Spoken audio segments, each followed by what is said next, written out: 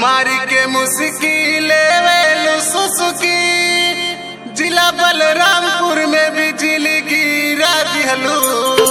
लहंगा के महंगा सामान दिखा के, लहंगा के महंगा सामान दिखा के लइकन में तुम्हार करा वही बुका सरवस्ती में गोली चला वही बुका।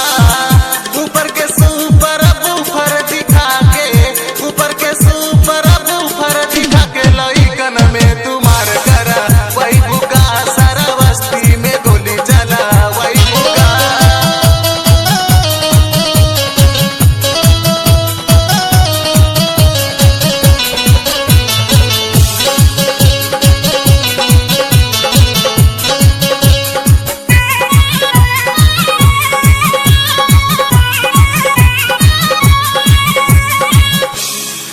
बलिया बनारस यारा छपरा हो जिला गोंडा में गुंडा फाड़े हो।